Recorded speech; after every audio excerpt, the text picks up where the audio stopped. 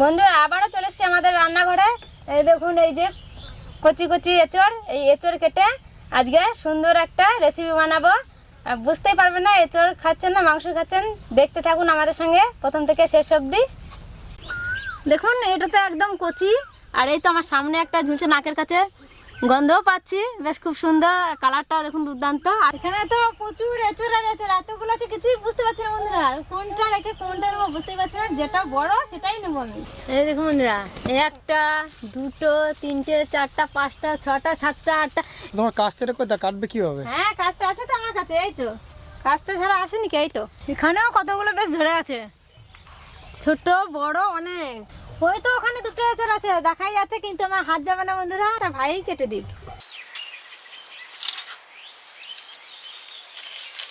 দেখো কাটালে আঠা যেন না পড়ে, তাহলে লাগলে আর ছাড়বে না। যা বলেছো, এই দেখো কেমন আটা পড়ছে। ওই তো দারুণ আঠা, লাগলে পরে ছাড়ে না বলে না।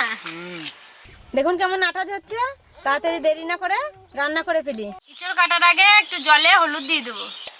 হলুদ বন্ধুরা, জলে হলুদ দিলাম, এঁচড়টা কাটার পরে আর কালো হবে না।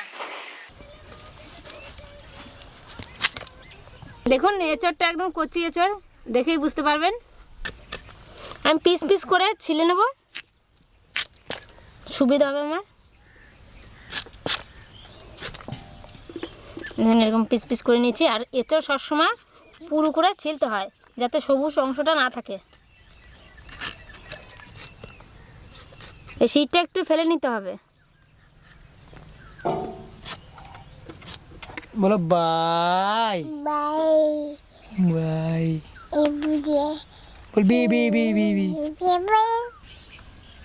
অনেকেই আছে যে এঁচড় কাটতে গিয়ে আঠা ছাড়াতে পারে না বা আঠা লেগে যায়। আমি কিন্তু আগেই সরষের তেল লাগিয়ে নিয়েছি, আপনারাও লাগিয়ে নেবেন।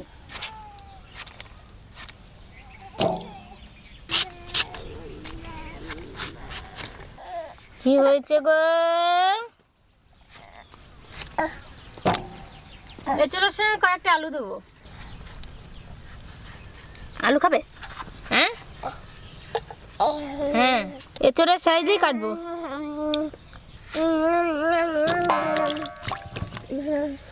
আলু এঁচড় কাটা হয়ে গেছে, এবার রান্না করব। জল, এঁচড় আলু একসাথে সিদ্ধ করে নেব।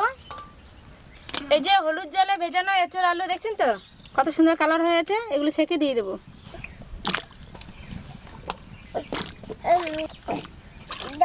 এঁচড় যাতে মাংসের মতন স্বাদ আসে তার জন্য উপর দিয়ে কটা মশলা দেবো।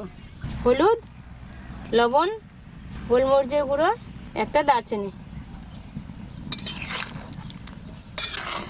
এইভাবে রান্না করবেন, দেখবেন খাসির মাংস খাচ্ছেন না এঁচড় খাচ্ছেন বুঝতেই পারবেন না। খুশি কি বাড়ি গেল নাকি? হ্যাঁ খুশিকে বাড়ি পাঠিয়ে দিলাম, জ্বালাতন করছে।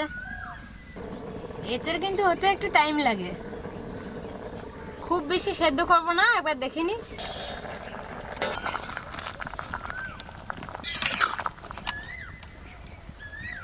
এই দেখুন হয়ে গেছে সিদ্ধ। খুব গ্যাদ গেদে সিদ্ধ করবো না, কারণ তো এঁচড়টা তো কষতে হবে।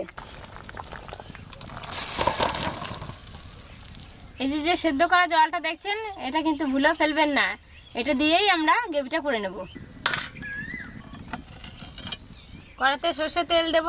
আর এঁচড় রান্না করার সময় সবসময় চেষ্টা করবেন যেন সর্ষের তেলে রান্না করা।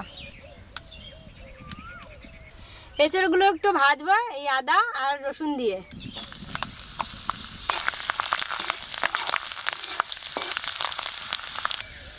রসুনটা একটু ঝলসানো হোক, তারপরে এঁচড় আলুটা দিয়ে দেবো। এই দেখুন রসুন হয়ে গেছে, এবার দিয়ে দেবো। সিদ্ধ করে রাখা আলু এঁচড় দিয়ে দেবো।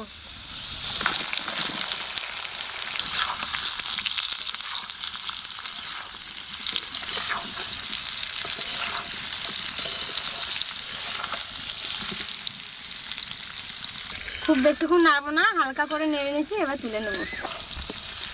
এই দেখুন এইভাবে ভেজে নিতে হবে।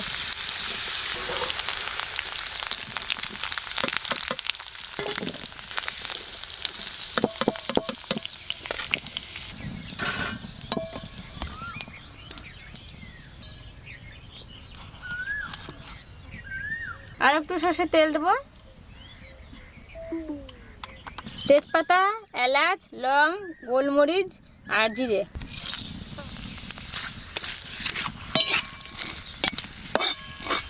কেটে রাখা পেঁয়াজ দিয়ে দেবো, কাঁচা লঙ্কা,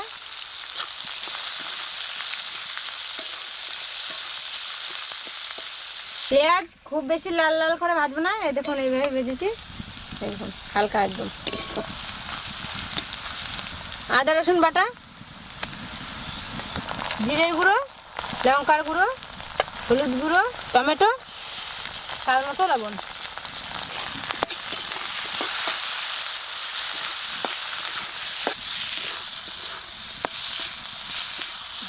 এবার একটু মিট মশলা দেবো, মিট মশলা দিলে মাংস স্বাদ একদম চলে আসবে।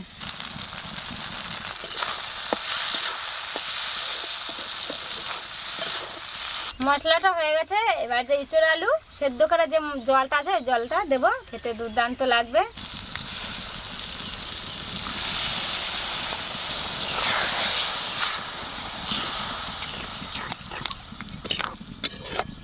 এই জলে টমেটো পেঁয়াজ গলে সুন্দর একটা গ্রেভি হয়ে যাবে।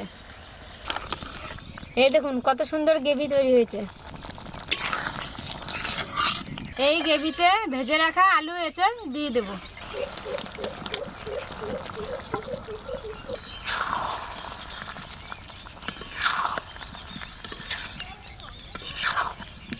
একটু জল দেবো সামান্য একদম।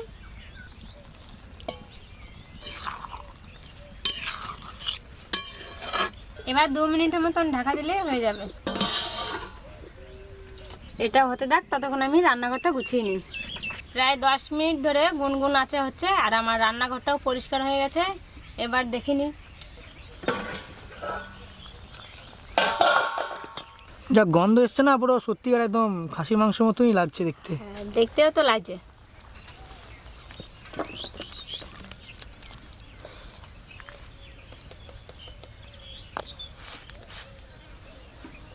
টেস্ট করার জন্য আমি এসেছি, দেখি কেমন লাগে। কিন্তু গন্ধটা কিন্তু সত্যি বলছি একদম মাংস মতনই লাগছে।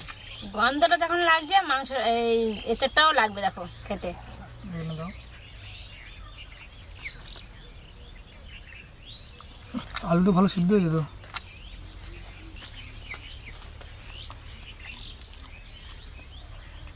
গ্রেভিটা দারুণ হয়েছে, আর যেটা রুটি পরোটার সঙ্গেও দারুণ লাগবে খেতে।